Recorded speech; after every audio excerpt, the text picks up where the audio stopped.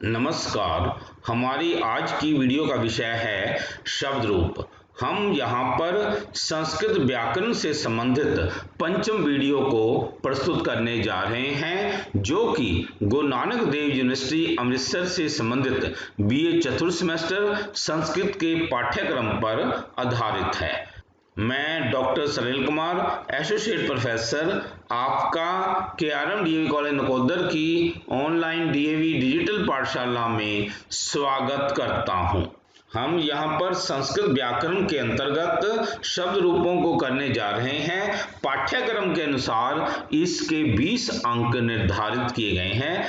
तो इसको करने से पहले हम फल शब्द नपुंसकलिंग एवं लता शब्द स्त्रीलिंग तथा कर्ता, कर्म, करण, संप्रदान, अपादान, संबंध, अधिकरण और संबोधन से अभिप्राय भी करेंगे। इसके पीछे कारण ये है कि पाठ्यक्रम में संस्कृत अनुवाद भी दिया गया है, तो हम चाहते हैं कि इन शब्द रूपों को आप उस हिसाब से कीजिए कि आपको अनुवाद करना आसान लगे।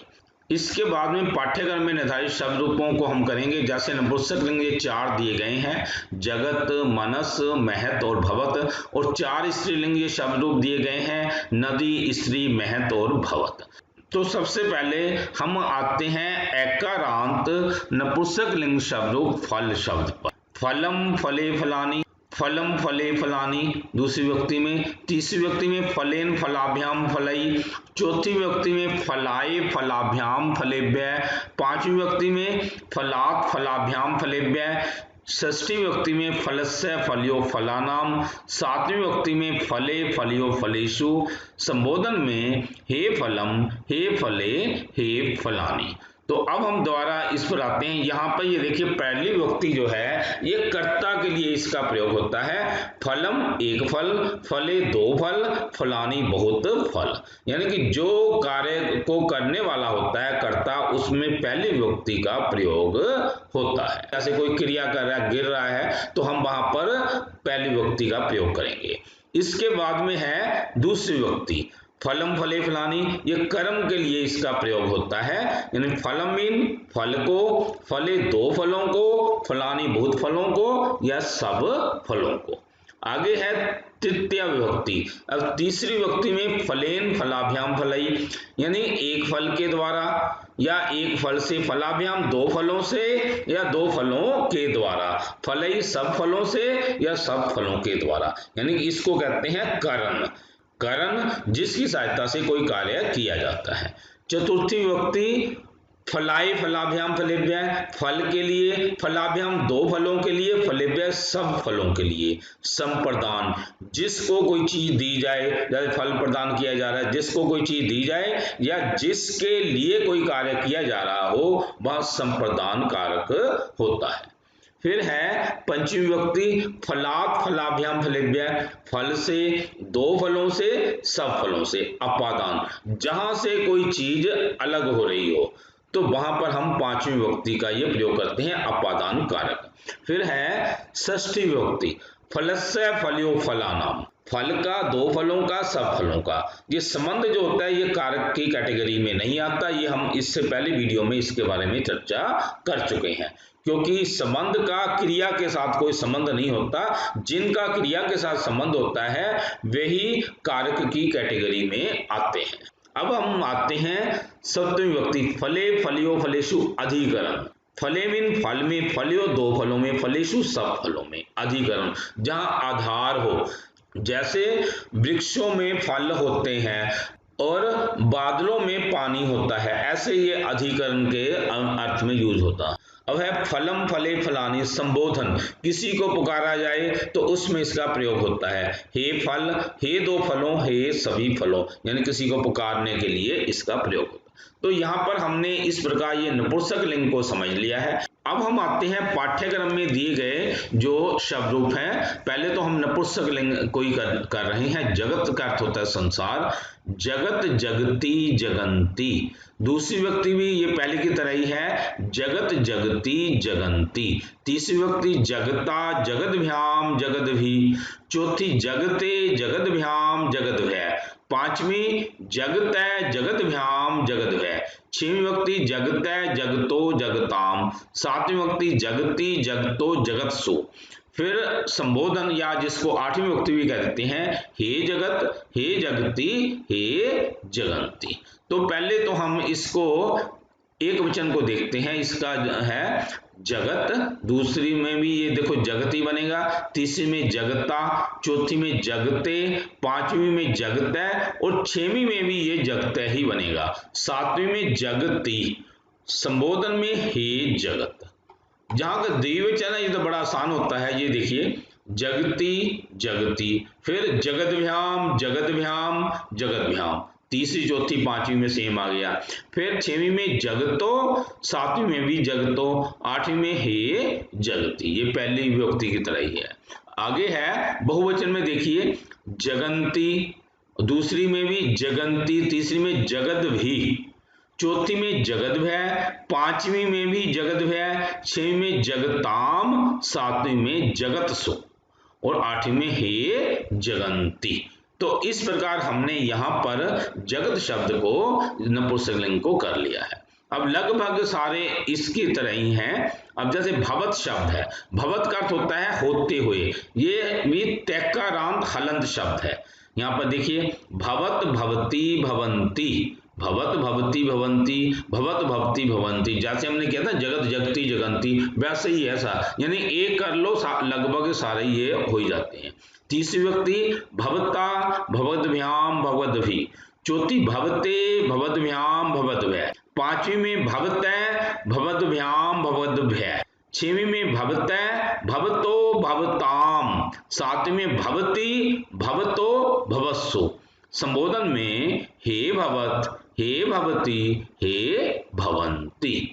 अब एक वचन ये देखेंगे हम, जैसे भवत, दूसरी में भी ये भवत ही आएगा, तीसरी में भवता और चौथी में भवते, पांचवी में भवतै, छठवीं में भी भवतै, सातवीं में भवती और संबोधन में हे भवत। अब हम आते हैं इसके द्विवचन पर। ये देखिए भवती भवती भवद्भ्याम भवद्भ्याम भवद्भ्याम, तीसरी चौथी में ये भवद्भ्याम भवद्भ्याम भवद्भ्याम। अब छठवीं में भवतो, सातवीं में भवतो और संबोधन में हे भवती। अब ये देखेंगे बहुवचन में भवंती भवंती, तीसरी में भवद्भी, चौथी में भवद्भय, पांचवी में भवद्भय, चौथी पांचवी सेम ही होती है, छठवीं में भवताम, सातवीं में भवत्सु, संबोधन में हे भवंती। यानी जैसे हमने जगत शब्द किया था ना, वो वैसे ही ये हमने भवत शब्द ये हमारा हो गया। तत्पश्चात हम आते हैं मनस शब्द। मनस का अर्थ होता है मन, हलंत, ये सैकारांत, ये देखो मनस सैकारांत नपुंसकलिंग शब्द रूप है। अब ये देखो ये भी बड़ा आसानी है, मनै मनसी मनांसी, मनै मनसी मनांस, दूसरी में भी मनै मनसी मनांसी, तीसरी में मनसा मनोभ्याम मनोभी, मनसा मनोभ्याम मनोभी, चौथी में मन से मनोभ्याम मनोभय, पांचवी में मन से मनोभ्याम मनोभय, षष्ठी व्यक्ति में मन से, फिर मनसो मनसाम, सातवीं में मनसी मनसो मनस्सु, संबोधन में हे मनै हे मनसी हे मनांसी।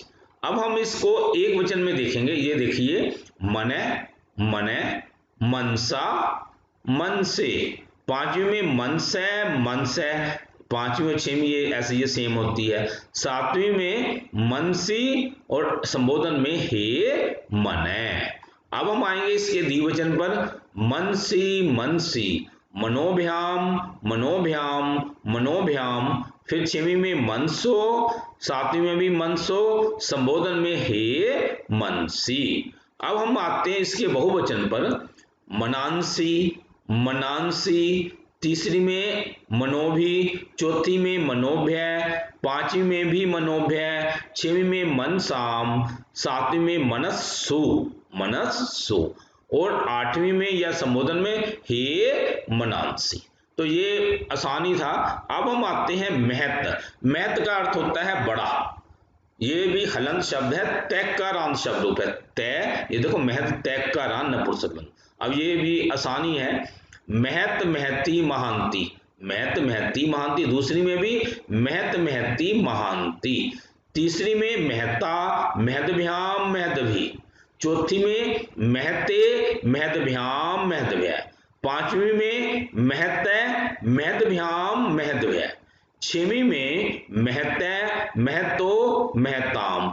सातवीं विभक्ति में महती महतो महतसु। और संबोधन में हे महत हे महती हे महांती। अब हम एक वचन पर ये देखेंगे, महत महत, तीसरी में महता, चौथी में महते, पांचवी में महते, छवीं में महत, सातवीं में महती और संबोधन में हे महत। इसके द्विवचन पर आएंगे, महती महती, महदभ्याम महदभ्याम महदभ्याम। ये तीसरी चौथी पांचवी। छवीं में महतो, सातवीं में भी महतो और संबोधन में हे महती। अब हम आएंगे इसके बहुवचन पर, महांती महांती, तीसरी में महदभी, चौथी में महदभय, पांचवी में भी महदभय, छवीं में महताम, सातवीं में महतसु, संबोधन में हे महांती। तो ये जो थे हमारे ये नपुंसक लिंग शब्द रूप हमारे समाप्त हो गए हैं। 4 शब्द रूप सिलेबस में थे, ये हमने कर लिए हैं। अब हम आते हैं स्त्रीलिंग। स्त्रीलिंग को करने से पहले हमने आपसे जैसे कहा था कि लता शब्द को भी करेंगे इसको।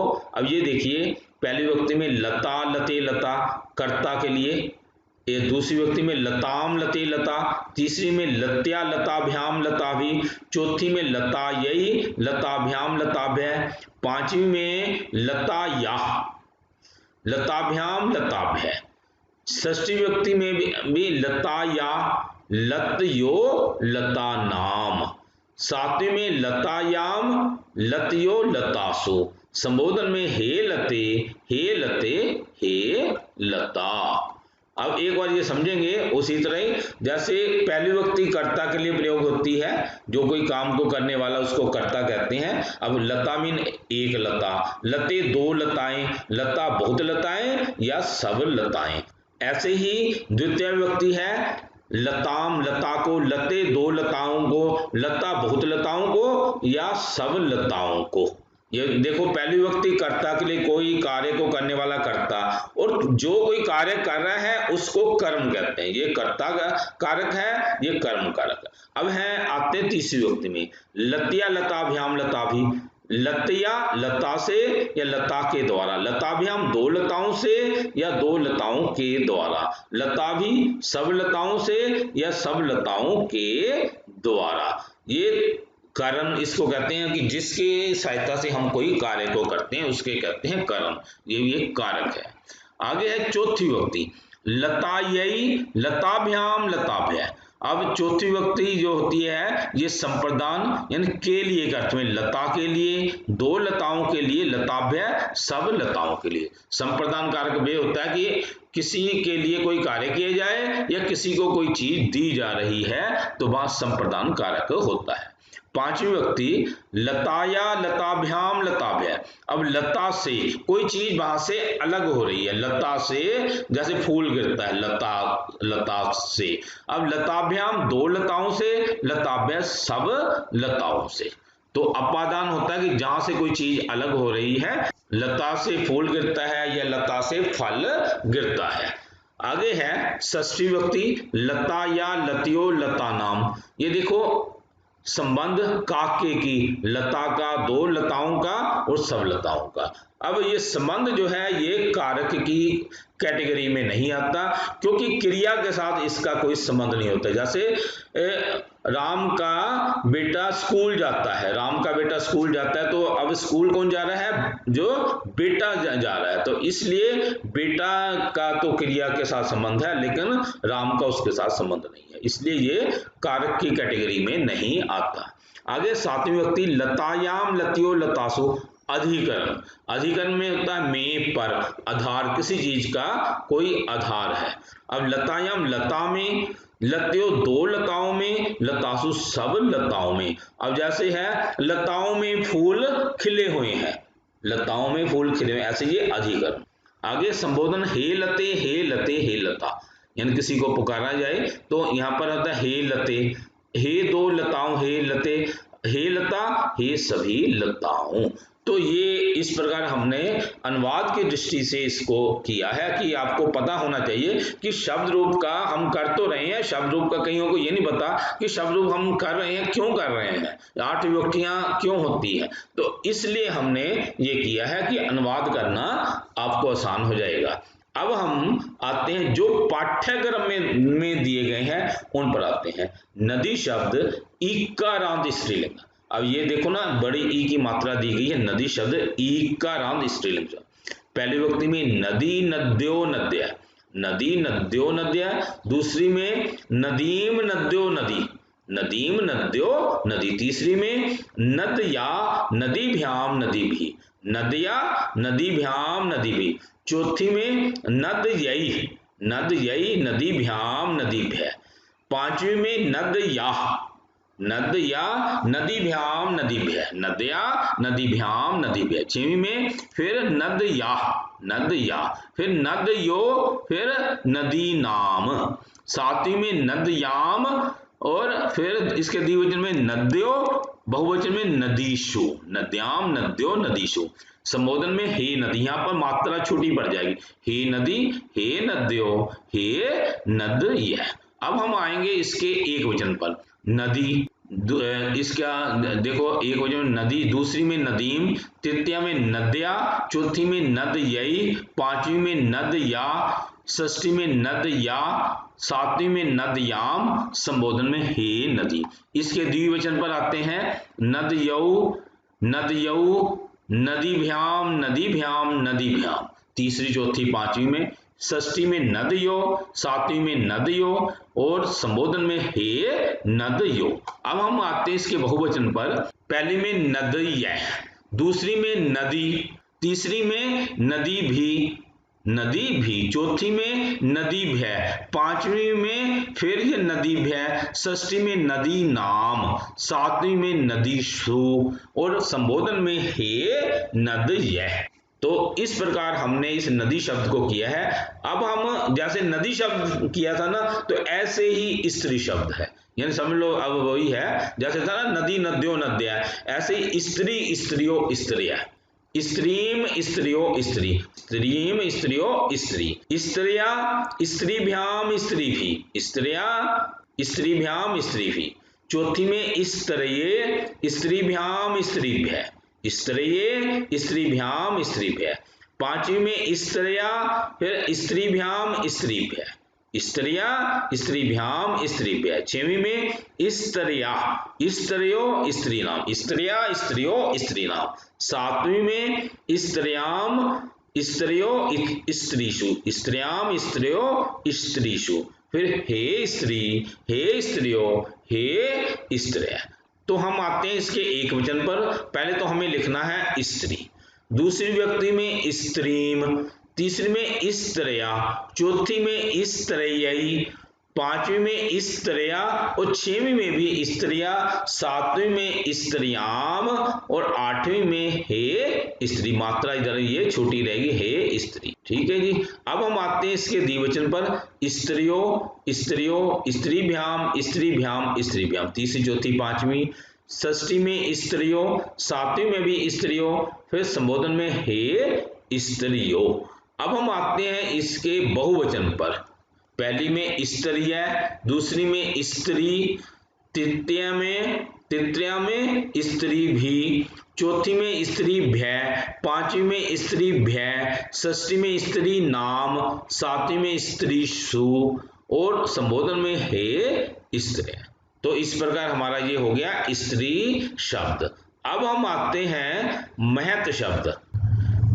महत शब्द जिसका अर्थ होता है बड़ी, ये हलंत तैक्कारांत शब्द है, स्त्रीलिंग। जैसे हमने नदी शब्द किया था ना, वैसे ही है ये भी। ये देखिए महती महत्यो महत्य, महती महत्यो महत्य, दूसरी में महतीम महत्यो महती, महती, महत्यो, महती। तीसरी में देखिए महत्या, महतीभ्याम, महती भी, महत्या, महतीभ्याम, महती भी। चौथी में देखिए महत्ययी, महतीभ्याम, महतीभ्य, महत्ययी, महतीभ्याम, महतीभ्य। पांचवी में देखिए महत्या, महतीभ्याम, महतीभ्य, महत्या, महतीभ्याम, महतीभ्य। छठवीं में देखिए महत्या, महत्यो, महती नाम। सातवीं में देखिए महत्याम, महत्यो, महतीषु। संबोधन में देखिए हे महती, हे महत्यो, हे महत्य, हे महती, हे महत्यो, हे महत्य। अब हम इसका एक वचन देखेंगे महती, महतीम। तीसरी में महत्या, चौथी में महत्ययी, पांचवी में महत्या, छठवीं में महत्या, सातवीं में महत्याम, संबोधन में हे महती। इसके द्विवचन पर आएंगे। ये देखिए बड़ा आसान है, महत्यो, महत्यो, महतीभ्याम, महतीभ्याम, महतीभ्याम। तीसरी, चौथी, पांचवी, छठवीं में महत्यो, सातवीं में महत्यो, संबोधन में हे महत्यो। अब हम आते हैं इसके बहुवचन पर, महत्यय, महती, महती भी, महतीभ्य, महतीभ्य, महती नाम, महतीषु, हे महत्य। तो इस प्रकार हमने ये महती शब्द को किया है। अब इसी तरह है भवत शब्द, जिसका अर्थ होता है होती हुई। ये भी हलंत शब्द, तैक्कारांत स्त्रीलिंग शब्द है। ये पर देखो जैसे महती किया था, बिल्कुल वही पैटर्न है ये। भवती, भवत्यो, भवत्य, भवती, भवत्यो, भवत्य। दूसरी में भवती, भवत्यो, भवती, भवती, भवत्यो, भवती। तीसरी में भवत्या, भवतीभ्याम, भक्ति भी, भवत्या, भक्तिभ्याम, भक्ति भी। चौथी में भवत्ययी, भक्तिभ्याम, भक्तिभ्य, भवत्ययी, भक्तिभ्याम, भक्तिभ्य। पांचवी में भवत्यया, भवत्यया, भक्तिभ्याम, भक्तिभ्य, भवत्यया, भक्तिभ्याम, भक्तिभ्य। छठवीं में है भवत्या, भवत्तयो, भवती नाम, भवत्या, भवत्तयो, भक्ति नाम। सातवीं में भवत्याम, फिर भवत्तयो, भवतीषु, हे, फिर संबोधन में हे भवती, हे भवत्यो, हे भवत्यय। तो अब हम आते हैं इसके एक वचन को देखते हैं। ये देखो भवती, भवतीम, तीसरी में भवत्या, चौथी में भवत्ययी, पांचवी में भवत्या, छठवीं में भी भवत्या, सातवीं में भवत्याम, संबोधन में हे भवती। अब हम आते हैं इसके द्विवचन पर। ये देखिए पहली विभक्ति में भवत्तयो, दूसरी में भी भवत्तयो, तीसरी में भक्तिभ्याम, चौथी में भी भक्तिभ्याम, पांचवी में भी भक्तिभ्याम, फिर षष्ठी में भवत्यो, सातवीं में भवत्यो और संबोधन में हे भवत्तयो।